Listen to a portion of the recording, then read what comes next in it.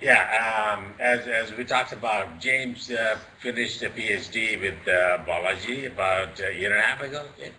Yeah, and we would like you to have him here as a NASA postdoctoral fellow, and mainly to capture all the knowledge that he gained from biology classes. So he has been doing a lot of interesting work with us, applying the techniques that he learned in his PhD work on modeling climate land interactions and snowpack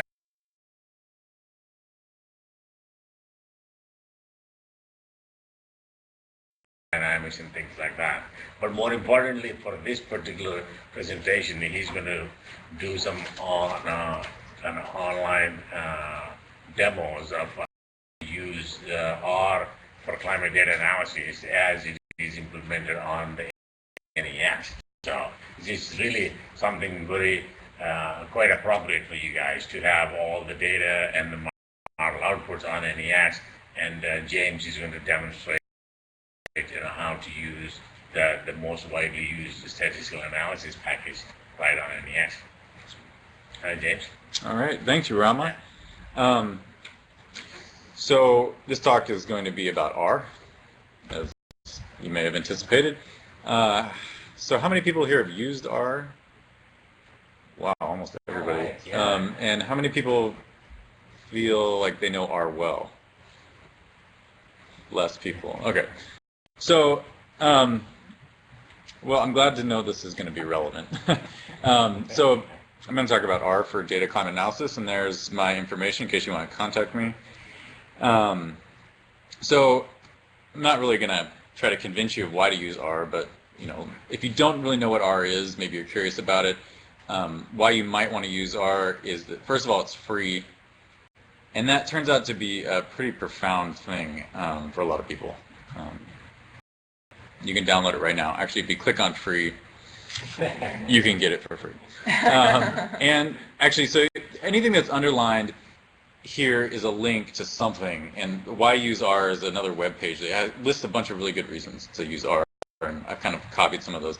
So it's mostly platform independent. Sometimes it depends on Unix underneath, but it's pretty rare. So you can use it on your Windows machine, you can use it on Unix or Mac. And it's open source, which is also really nice. You can always see the codes. And you can always even though if you download binaries, you can always end up downloading the source if you want to. It's a full-fledged programming language. Really is. And it's high performance. It has all sorts of parallelism, and you can link it with high performance libraries like BLOS. And if you're into sort of literate programming and documentation generation or report generation, you can use Sweave or Knitter right within R. If you don't know what that is, don't worry about it. You can find out later. So another slide about why to use R. Now, probably the main reason is the wealth of packages that are available. And so right now on CRAN, which is the main repository, it's the Comprehensive R Archive Network, there's almost 4,000 packages available. And there are other repositories, and I've listed two of those, Bioconductor and Omega Hat.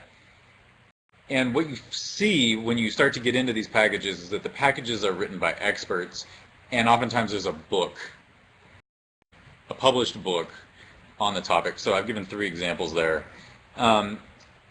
So another reason you might want to use R is that it's compatible with these popular Gibbs samplers if you're into Bayesian inference. If you need a GIS to interface with R, GRASS works very well. I've used it pretty extensively, and it is a breeze. It's a joy. And last but really not least is that there are these vibrant communities surrounding R, and it actually makes it really fun. I mean, instead of going to a proprietary place where you ask people what's going on with their thing and they don't know, or maybe they do know, you have this colorful cast of characters answering all these questions online night and day. And you also have a tremendous amount of resources, books, papers, forums, and conferences, all focused on R. So Now I'm going to tell you why I use R. And first of all, R is software for data analysis, and we're going to talk about this in a minute. And it was designed for that purpose. And because it was so well designed by John Chambers, who wrote that book on the upper right, it actually makes it a joy to do data analysis. Last night I was sitting there and I was like, I really love R, and why do I love R? And I had to think about it. Why? And because it makes me feel powerful. Because now that in the last 2 years I've really focused on R, I switched from using. So I started out as a graduate student and started using Fortran and IDL, and I started using MATLAB at some point. And when I learned ggplot, which is the second reference here, I switched to R completely. And I used to work at one of the DACs at the National Stone Ice Data Center, and my job was to produce graphics and do data analysis.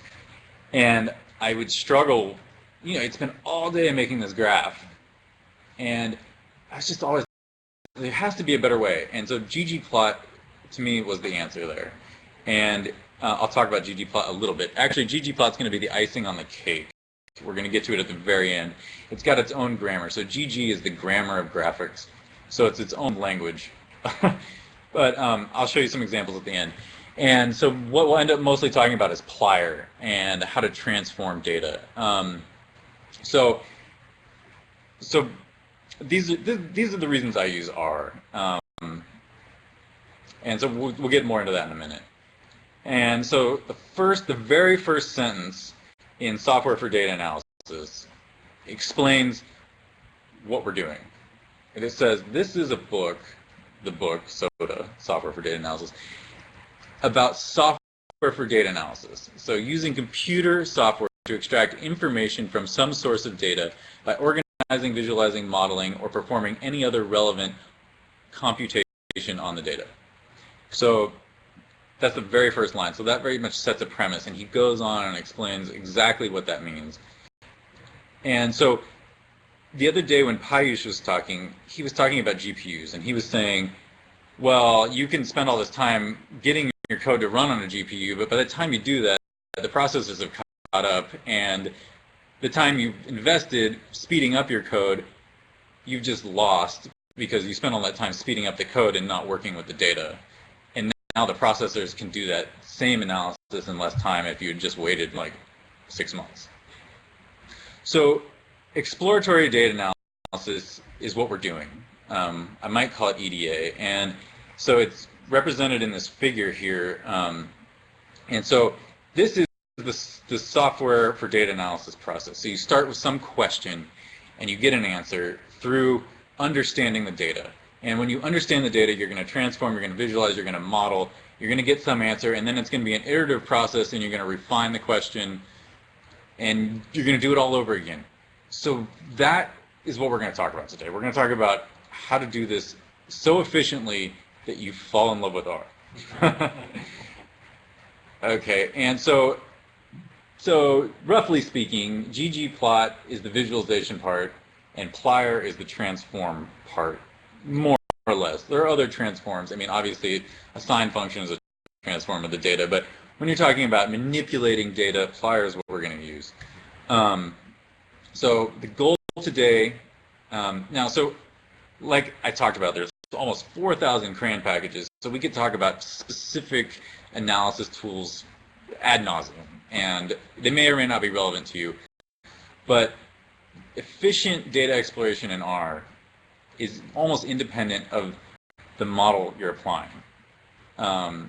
It's almost independent of the question you're asking. It's a process. So I'm going to help uncover that process and get everybody steered in the right direction so that if you're into R and you want to use R, you're pointed in the right direction and you're not wasting a bunch of time. Maybe this talk represents kind of my own discovery of R coming from Fortran, coming from IDL. It's a very different language, and it's not always obvious, and so I'm going to try to make it obvious. I'm going to show the fundamentals. So next slide on how to use R. Now, plier and ggplot were written by this guy, Hadley Wickham, and so I've got his picture here. And that's his website, and he's got a tremendous amount of resources, including this advanced R development book that he has in process, or in progress. He's got lectures. I took a course from him last summer on advanced R development. He's got a course on big data. So he wrote ggplot and plier, and basically he's one of the main gurus. He's an academic, he's at Rice University, and he's really pushing R forward. And if you're able to use his packages, you're going to use R correctly. And I have to acknowledge, I took that previous figure from one of his presentations, and I kind of modeled some of this after what he talks about, but I've tried to simplify the examples. So here's an outline of what we're going to talk about. So the fundamentals is this section that I'm going to kind of just gloss over, although, and so on the right, you see a number of slides that I've dedicated to each of these topics. I'm going to go through them, and I'm going to talk about the big ideas, but on each page, on each slide, there's kind of a curriculum that I developed, so you guys can go back and you can run the code, and you can see what I'm talking about by executing what I have there, and then it's laid out so that you don't only see the point, but you kind of get a view of how to interact with R to understand what you're getting and how to get things out. So it's maybe a little bit overly explicit, but it's designed to help you understand how to use R and what you're getting. So I'm going to kind of go over all this stuff, and then I'm going to go and do an extended example on the trim 3B42 data. We're going to read it all in, and we're going to subset it, and we're going to plot it. And so that'll be a live example.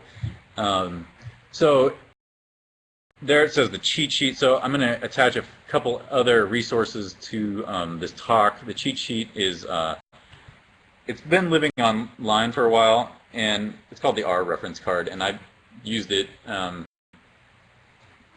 varying degrees throughout my use of R. It's 4 pages long, and I pretty much left it here. I added about 10% material that I thought was kind of missing. So anyway, that'll be attached. And then I also include configuration tips, and they are they're basically how to set up R.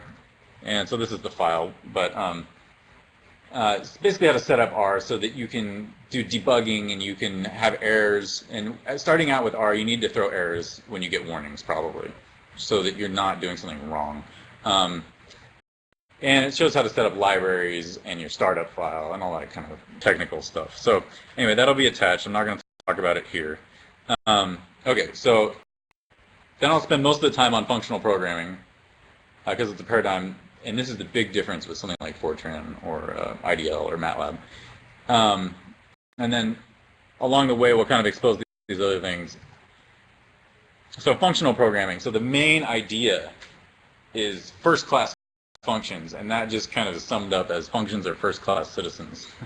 And so in most programming languages, functions don't have the same rights, so to speak, as variables. But in R, they do. So that has 4 implications. Functions can be stored in data structures. They can take functions as arguments. Those are called higher order functions. So functions can accept functions. Functions don't need names. Just like the number 4 doesn't need a name, a function x squared doesn't need a name. And functions can be written by functions. So maybe that's the most abstract we're going to get, but that's called a closure. So basically, since R is a functional programming language, highly functional programming language, if you're not using functions, you are wasting your effort. So first-class function examples. So actually start with a non-example. So I take some data, which is normally distributed with a mean of 0 and a standard deviation of 1, and I want to provide these summaries of it. So here my summary is a function of x. So it's a function that's applied to x, which is going to be the data. And it returns a list. Now, this isn't actually a list of functions. This is a list of function evaluations. So this is a non-example. And then below that, because you see, so the list is comprised of name value pairs. So on the left, you've got the name that's going to appear in the list. And then on the right of the equal sign, you have the value. And so all of those functions are actually evaluated on X. So they're not functions, they're actually function evaluations. Anyway, so then the commands below will expose to you what you get. And then I'm kind of showing how to access list elements there. So you can, we'll talk about this later, but you can access it by name. And that's something that's amazing about R. So now we'll actually put functions in a list. So now we've taken that same exact function and we've rewritten it. So now that the function accepts not only the data, but a list of functions or a stat list. And so then it iterates in that for loop. It'll iterate over the functions that are passed to it, replacing the function with the function evaluation. Is that what that shows? And then it returns the stat list. So in R, the last expression in a function is the return value, unless you specify return explicitly. I don't use a return here. It's good for escaping the function if you need to get out of the function early, but generally don't use it. It's just the last thing in the function is the return value. James, you can use the cursor to point to things. Okay, yeah. So here we have a function list, and so again it's name value pairs. This is the name, this is the value, and that value is actually a function. And so when you do structure on that function list, you'll see that those are functions. But actually, what R tries to do is you don't want to call for on a list. There's a built-in set of functions that perform what is the word? That perform a function over a list. So these are called the apply functions. And here the lapply function is being applied over this list of statistics, the function list, to the data X. And actually, I didn't update this. I'm going to put up all this code in one page. And this function is kind of silly because you don't really need to call a function just to call a function. But it's just illustrating a revision of the for loop that's above. So you can look at that, you can play with that. So closures are kind of abstract. So if you lose me here, or if I lose you,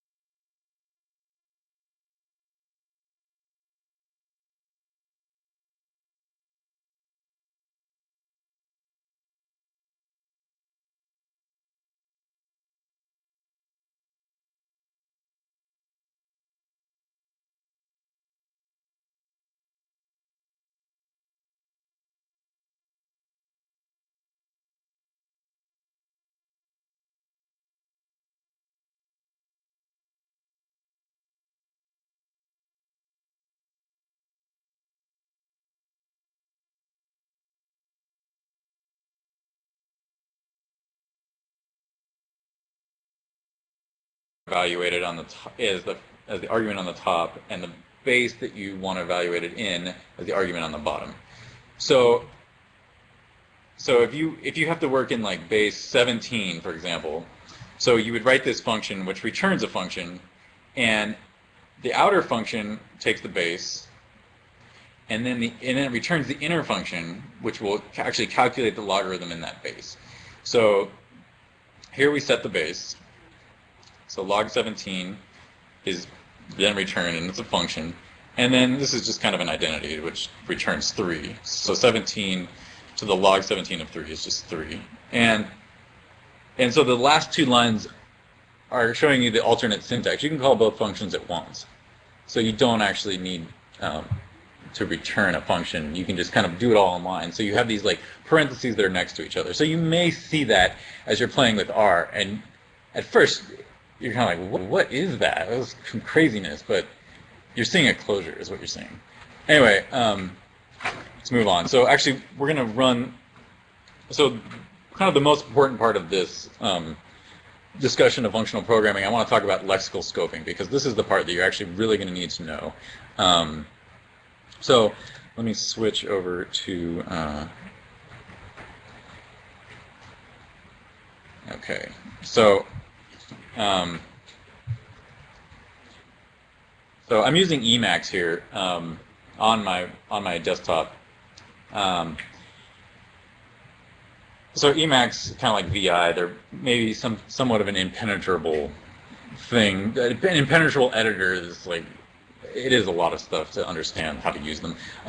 There's a new IDE, Integrated Development Environment for R, called RStudio, and it is also platform independent.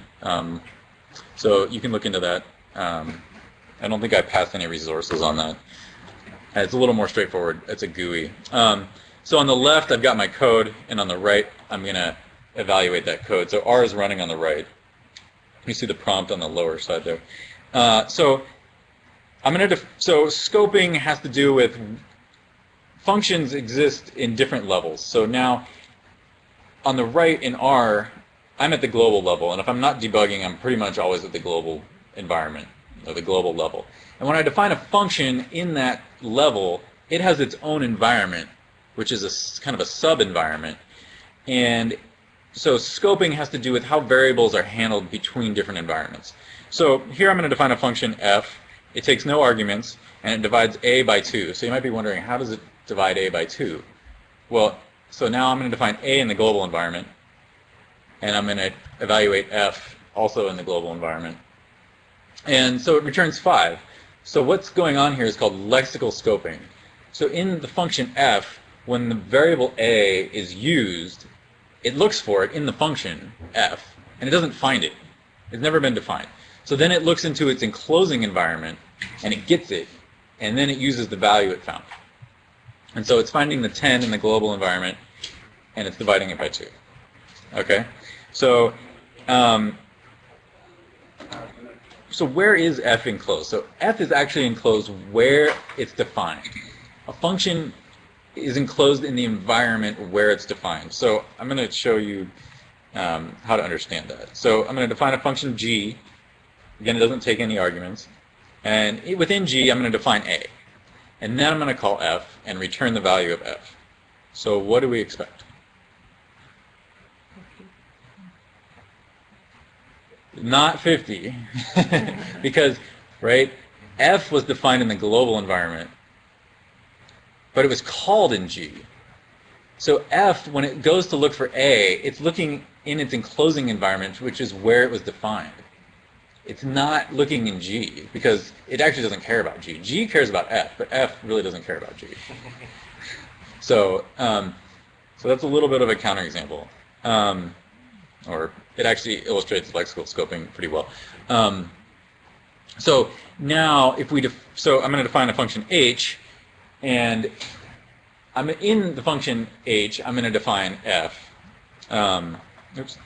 And then I'm going to evaluate f. Okay, so I'm going to inside h. I'm going to set a to 100, and then I'm going to define f to divide a by 5, and then I'm going to evaluate f within h. So it returns 20. No. Right? Because now a is the a that's defined inside of h, because f was now defined inside of h. So now you may be wondering, well, what happened to a and f in the global environment?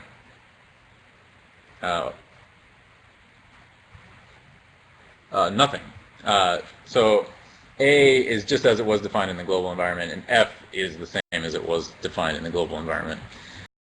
So we're going to talk about that. So there's kind of, when things are defined in functions, they don't alter their corresponding functions and variables in the enclosing environment. We'll talk about that in a second. So one more example here. So G2, we're gonna rescope f. So now f is the f in the global environment. But when we say set the environment of f to the current environment, which is what it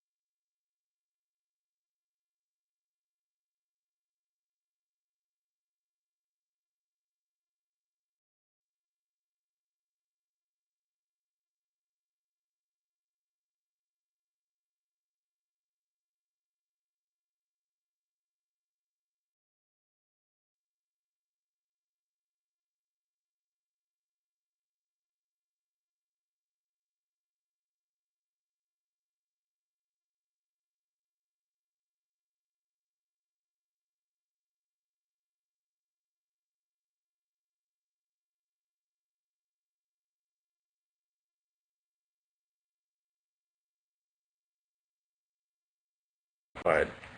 And the copy, therefore, doesn't affect the value in the enclosing environment. So there's a nice separation there. So kind of another way to understand that is there are no pointers in R. You can get pointers if you use R5 classes, but basically there's no pointers in R. We're not even going to talk about R5 classes. So when you pass X in here and you reset it, oops, wrong command. So when you call K with A, and then you divide it within the function by 2 and set it back to X, it doesn't actually affect the value of A. So A is not changed. So that's just another way to show there's no pointers. And likewise, if the variable wasn't passed, A is also not changed. So you can call the variable from a different level within the function and do anything you want with it, but it's going to make a copy of it at that point as you start to modify it. And the original variable in the enclosing environment is not harmed in any way. So lexical scoping and copy on modify. So to kind of summarize this up, first of all, you need to be careful.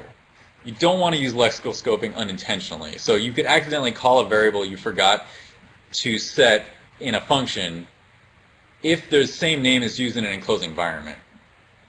So if you're using a variable in a function and you're doing all this crazy stuff with it, but you forgot to actually set it, and the same variable is set in an enclosing environment, you're not using the value you think you're using.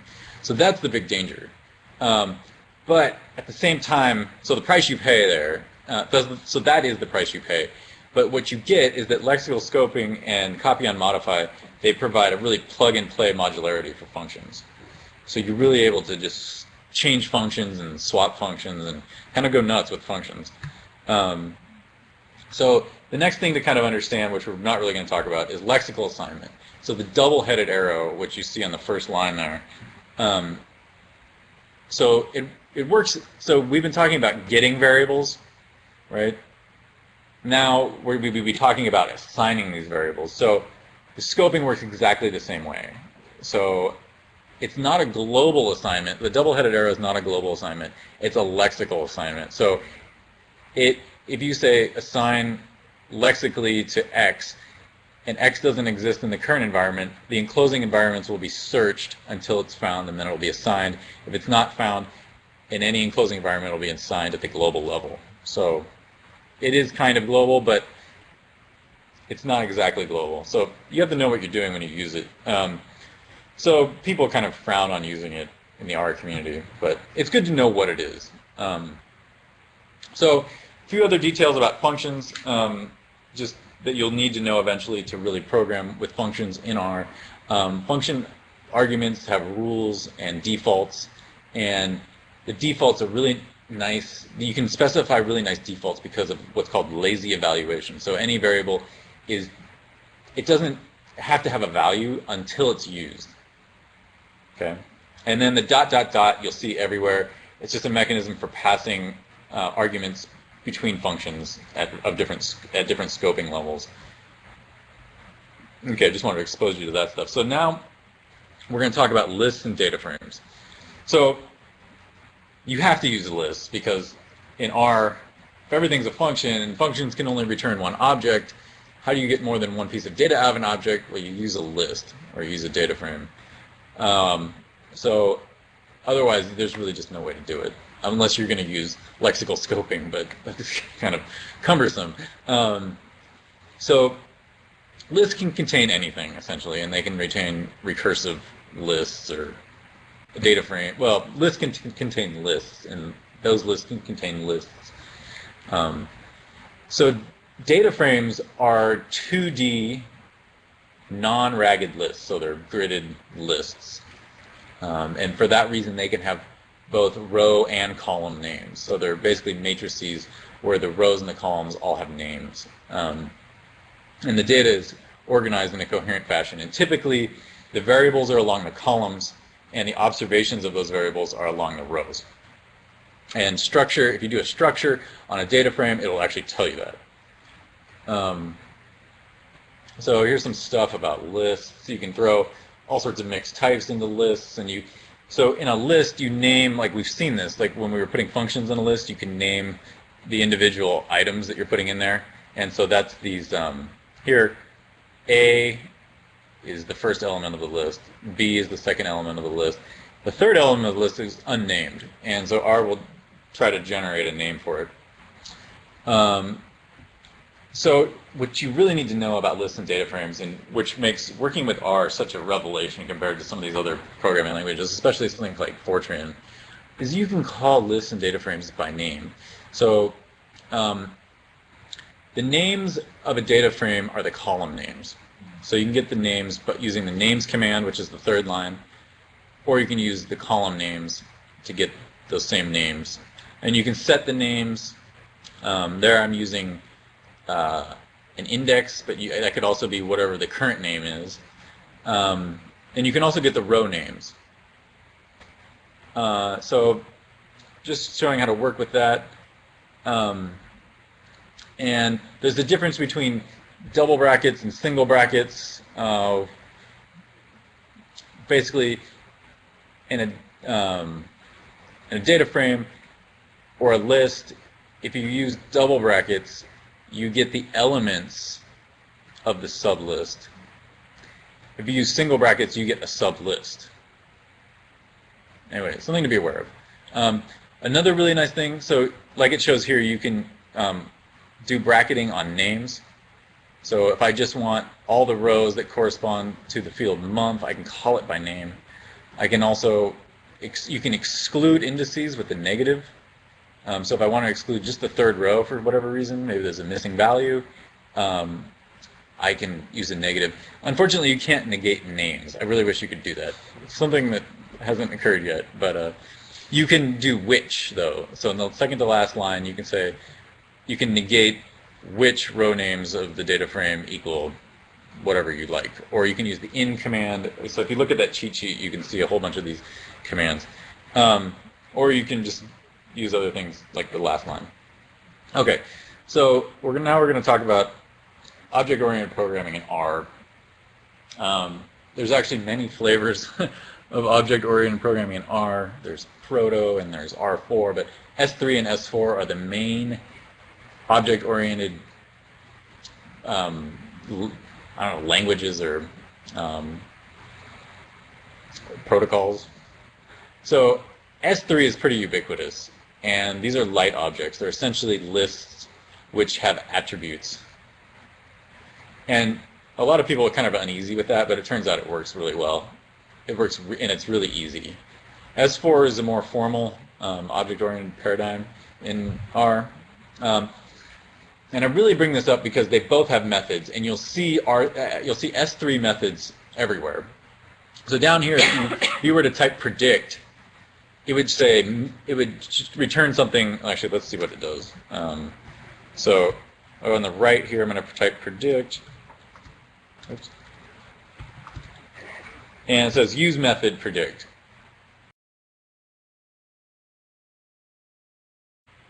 So what you're seeing there is that predict is a method which depends on the class of the object that's to be predicted. So you'll see that kind of thing, and I just want you to be aware of that R is using methods quite a bit, and just to know that, okay? Instead of it confusing you, you can learn about it later.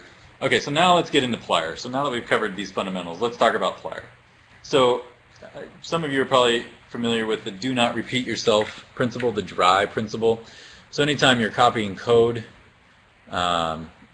doing the same thing but with a different set of code, you're doing something really inefficient, and it will come back to really be problematic for you and slow you down the more you continue to do that. So names, which you can name lists, and you can name data frames, and you can actually name arrays too. We didn't talk about that. Names combined with functions make it very convenient to adhere to the dry principle, because you have some view of what you're doing. You can use these names, and it does a lot of the bookkeeping. It returns objects that are then lists where the things are named by what they were on the input. So the output corresponds to the input, and it's just obvious what you've got. So Plier is a streamlined syntax. Sorry, Plier is a streamlined for syntax, like I showed before, or it's a streamlined apply syntax. And basically, the base functions for the base apply functions weren't very standardized. And while they're typically faster than Plier, they're much more confusing to use. You'll have to look it up like every time you use it. So in Plier, the functions look like I/O-ply, where the input type is I, the output type is O. So if you want to do a list to a list, you use an LL-ply. If you want to do a list to an array, you do LA-ply. If you want to do a data frame to an array, you do DA-ply. And so Plier is very similar to MapReduce. Hadley Wickham wrote a paper, and it's there, linked there. And so the next thing that's super convenient for our big data is that it has a parallel backend, and it's a single keyword to implement convenient or embarrassing parallelism. So, and before I go into parallelizing, I want to talk about the difference between parallelization and parallelization, and which is memory. You really want to watch your memory when you're doing this. The CPUs can handle anything, but when you start slamming the memory, the whole system will go down.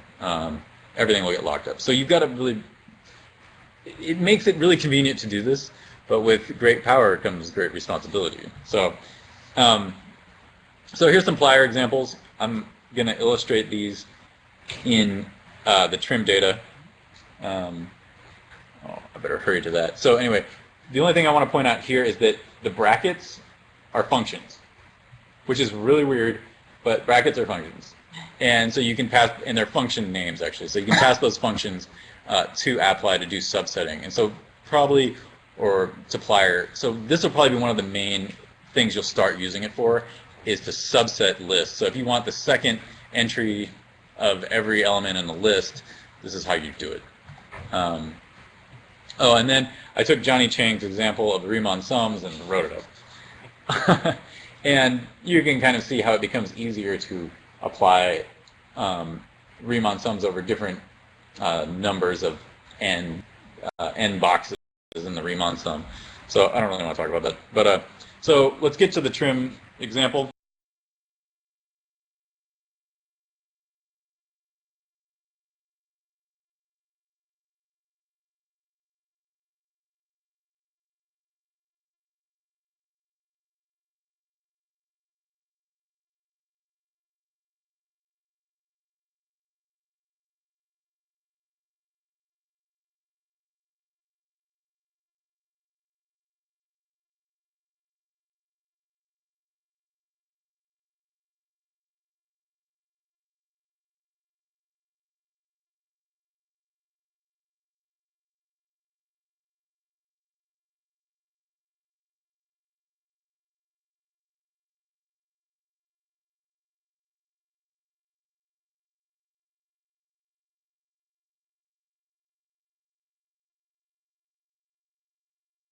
Wrote a book called The Grammar of Graphics, and I've never read it.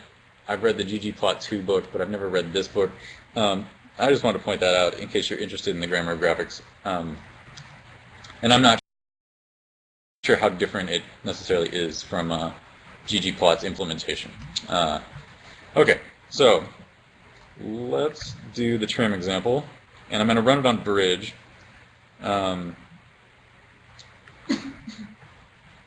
Okay. So I'm going to run it on bridge 4. So I've got top open on bridge 4. So basically one process is being used. And so so I put R in my path. Well, it's slow. Okay. So I can just start it with that. So live demo here of R. And so by default in my startup file, it loads ggplot2. Does some other things. It's been loading really slow this morning. Anyway, I'll come back to that. So so this is on my desktop, so I'm gonna just cut and paste these commands. So I'm going to require plier. So when you can install packages. So that's one of the really nice things about R is that installing packages is a simple command. It's called install.packages, and then you name the package, and then it installs it. It almost always works. Sometimes you have to set some compile flags. For whatever reason, this is being slow to start up. It's usually not like this.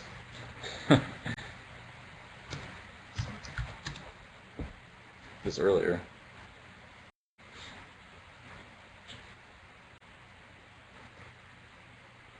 Come on.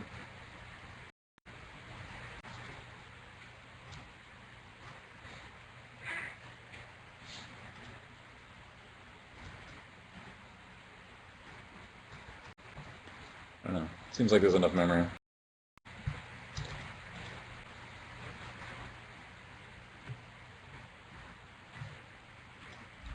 Okay, so now I've got a prompt. So, okay, so I'm going to paste the code from my desktop over into Bridge.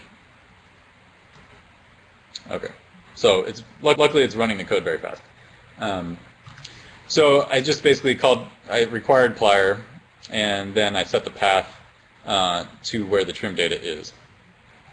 So now I'm going to use a built-in function to get the file names that are in there using the wildcard .nc, as you can probably see there. So then I do a head on the returned, so we can see some of the data, the file names. So now we want to get the dates out. So we're pretty sure all the data is there, but and the files are organized by date.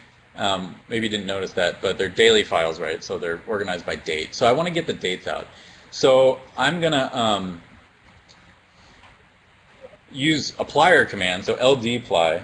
So I'm going to, so inside there, the thing I'm passing to ldply is a string split on all the file names. So it's going to decompose the file names into lists of 3 elements, which are the year, month, day.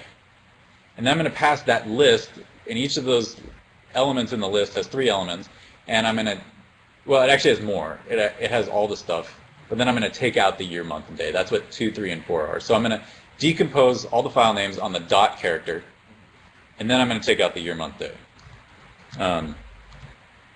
So it runs really fast. So if I do something like head, dates, so that's what I got back. So that's a data frame.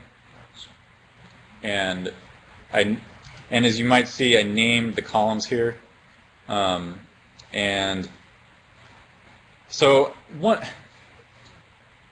it's a little confusing because you don't always get exactly what you want and out of the plier command. So, you know, sometimes you have to do a little fussing. So here I did as data frame. I got back a list and I turned it into a data frame.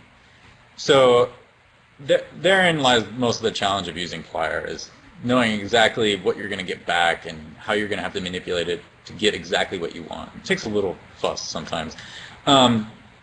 So here I just want to check that I got all the dates. So I can basically, what I'm going to do here is I'm going to take all the dates and I'm going to sum up, or I'm going to ask, how many days do I have for each combination of year and month? So those should correspond to the month lengths that we typically see. So, right, you can see in 2010, you know, in June, I got 30 days. Okay, but that's not really a convenient view.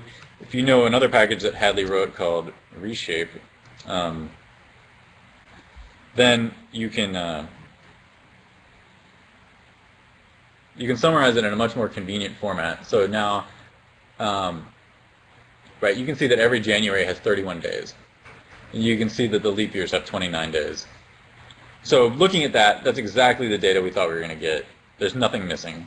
That's all I'm doing is checking that. So now I want to go on and look at the time. Boy, am I going to run out of time here? Well, James, you're in the enviable position of being the last recorded speaker for the week, so you actually can go overtime, no problem. Right. I won't be too overtime, I promise. I know you guys are still drinking from the fire hose here. So, okay, going back to this. In R, you want to use what are called POSIX classes, POSIX time classes, and so I'm showing you an example of how to do that. And so if you transform your times to POSIX, not only will they work well with ggplot, but once you have them in POSIX classes, you can get them out in any form you want, and I'm going to show you that later. So it's worth the effort to put them into POSIX classes. And again, I'm using applier function. I'm using aapply here to transform dates via this function up here. And I'm turning those date strings into year, month, day, hour, minute, second. And then I'm doing that in UTC, and I'm transforming that into a POSIX time class. Okay, so that's all that's really going on there. Done. Okay, so now we've dealt with the temporal dimension, which we got out of the file name. So we haven't opened any files yet. So now we're going to, so the data is in netcdf, so we're going to require netcdf, and loading these packages has been taking, I don't know, it must be something reading from my library on data pool. It's slowing it down. So we loaded the netcdf library, or one of the netcdf libraries. There's probably like 10, but there's 2 that I know of. And this one seems to work fine with me. It kind of gives you the equivalent of an NC dump. So we're going to read in the file, which is kind of like the NC dump in this line that's green. Okay, and then we're going to get out the lat, the lon. Then we're going to transform the lon to east-west coordinates, or actually, sorry, plus-minus coordinates. And then we'll close the file. We'll count up the lat and the long, and then we'll take the lat and the long and we'll put it on the same grid as the data. So instead of one-dimensional lat and one-dimensional long, we'll make it 2-dimensional. And then I was inspired by, I don't remember if it was Piers or Compton Tucker that talked about Sahel yesterday. So I thought I'd pull up the Sahel for this example, or Sahel, I don't know how to pronounce it. So I'm not going to reload that. So so I define that as just some box, and we'll look at that in a minute. Okay, so it ran all that code. It's wonderful. Thank you, NAS. And so then, this is going to take a while again. So, maps package loaded like instantaneously. Okay, and so here's some commands to get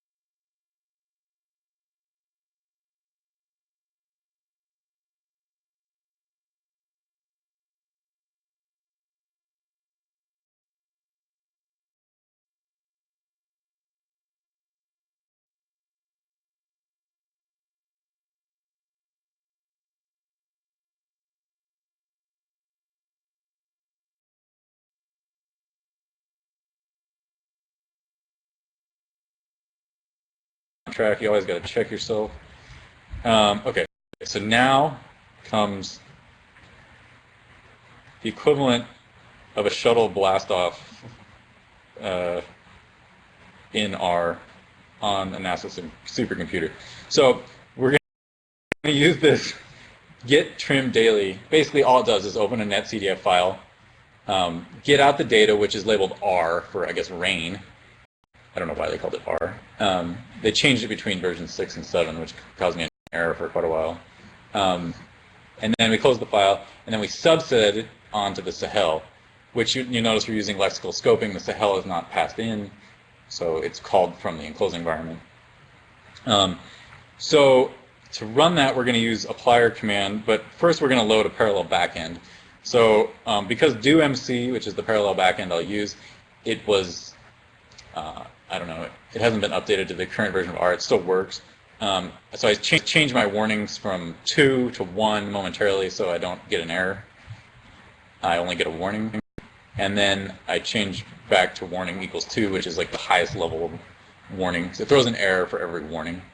So that's, I would recommend, if you're not familiar with R, using warn equals 2. And then whenever you get a warning, it'll actually throw an error and stop. Okay, so I'm kind of circumventing that for a second. Then I'm going to register 15 cores. And then I'm going to run, well, all right, it only takes 2 minutes with 15 cores. So we're going to run it on 15 cores, and then I'm going to time this just for fun. So you can enclose the whole call in system time. So then I'm going to do an LA apply. So I'm going to pass the files to that function to get the data out of the files, and I'm going to return it as an array and store that array in trim Sahel. And I'm going to do it with dot parallel equals true. So let's go do that. So it's really slow loading these packages.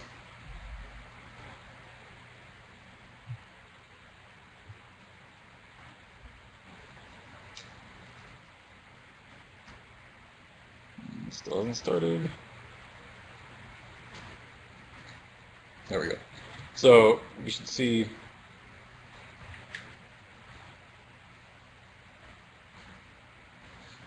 what's the anticlimactic? Oh, it's running. There it goes. Okay. So I'm running that many processes. So you can see, now the most important thing, like I said here, is don't parallelize. So if you look at memory, percent memory, those are about 0.1% memory. So if you're running 15 of those, you're less than 0.2% memory. No, sorry, you're less than 1.5% memory. So now it's actually done. It's read in all the files, which was 5,000 files, over 5,000 files. But now it's got to aggregate all that data into a single memory unit. So that takes at least half of the time here. So now you're sitting here waiting for this one R process, and now you see the memory's going up because it's now putting it all together. It still stays under like 5% of the memory. Okay, so while we're waiting for that, we'll go back to the code. And now we're going to start visualizing some stuff. And so the first kind of more boring dimension is to do a time average at every point and look at a spatial map. And so, right, we're doing this because we're expecting a large precipitation gradient with latitude. Right, that's what was shown in the figure yesterday. Because you've got the Sahara to the north, and then you've got fairly rainy south coast of West Africa. All right, so it's still running.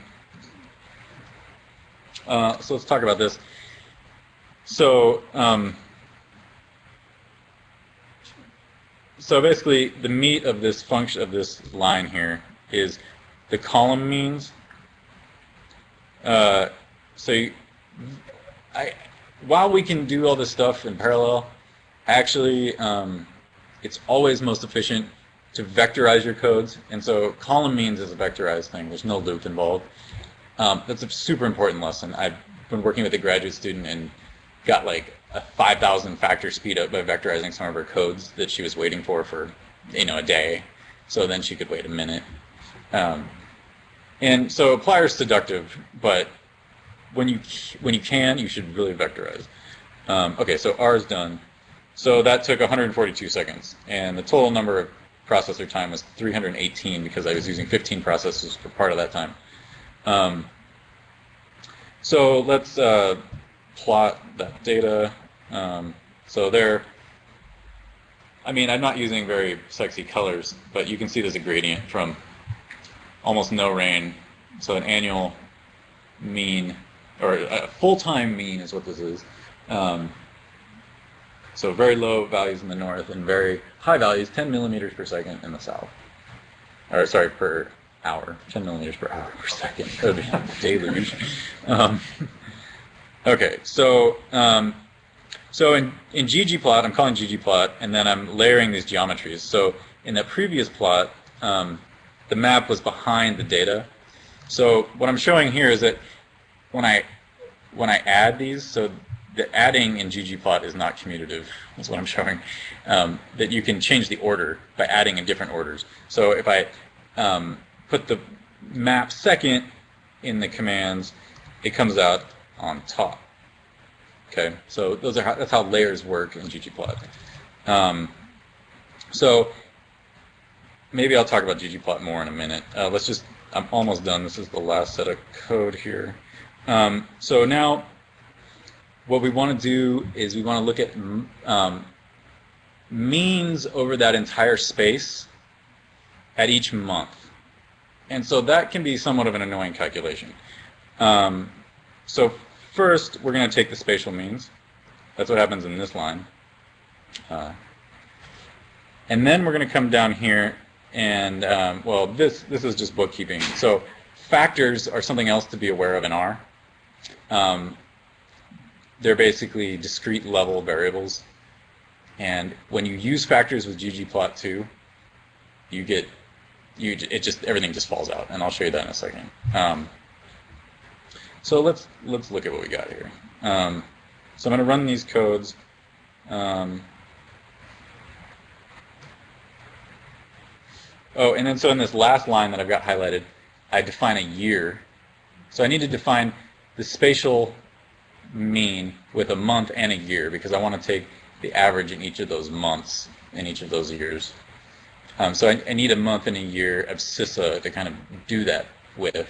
And so I'm getting the years and I'm getting the months from my POSIX time class that's in trim, time trim, with these format commands.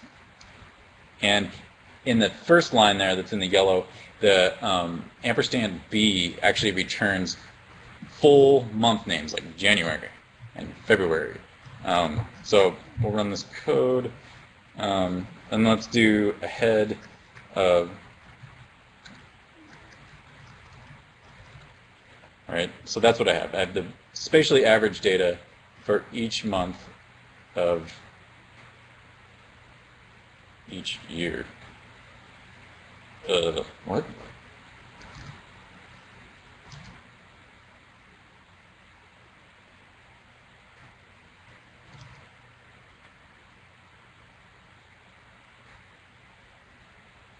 Apparently I don't.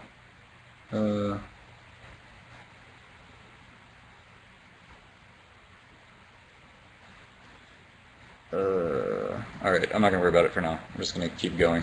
Maybe I'm just misunderstanding what I've got. Oh, no, sorry, I didn't take row means, so row. Okay, let's do this. No.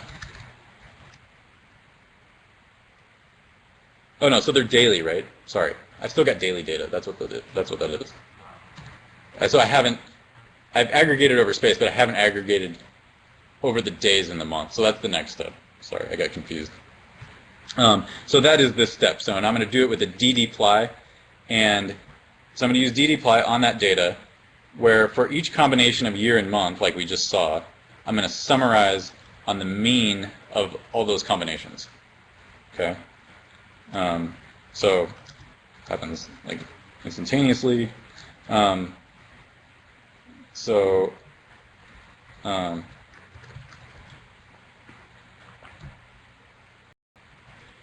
now we have 169 months or observations of 3 variables. And those variables are year, month, and the mean. Okay, so now let's plot it. Well, so let's first do a histogram in ggplot just to see, what does that data look like. So if you do a histogram of all the monthly average rainfall over the Sahel, you see this crazy trimodal thing, or maybe it's bimodal. Okay, so that's not very informative. But then by adding a simple, so if you see my prompt there, I haven't executed that last line.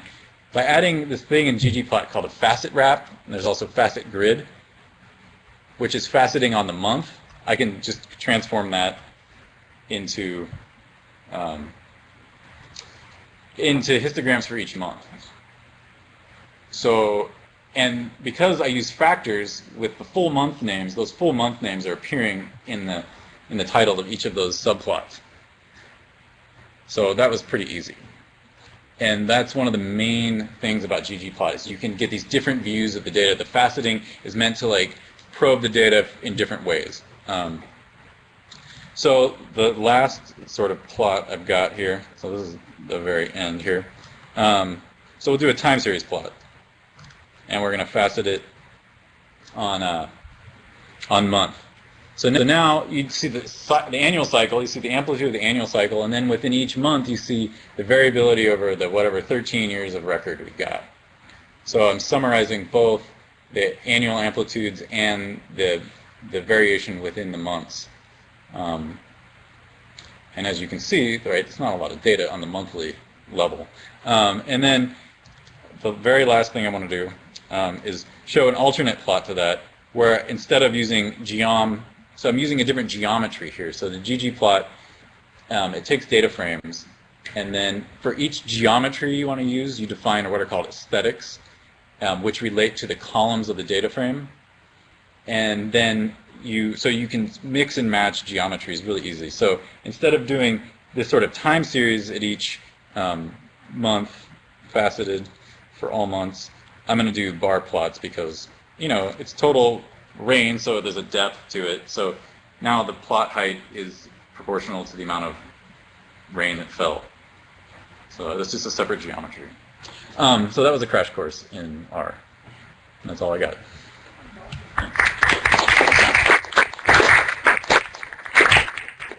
Thank you very much, James, for that inspiring talk. And thank you to everybody who viewed the course this week and all the participation in the chat room, and to our excellent producers over there, Mike and his group. And thanks to the students for drinking from the fire hose for 4.5 days. So I'd just like to give my appreciation to everybody involved in this short course. We'll be continuing next week with a much reduced schedule as far as the recordings go and the internet broadcast goes. But check the website for that. And with that, I'd like to close this morning's session. Thanks a lot.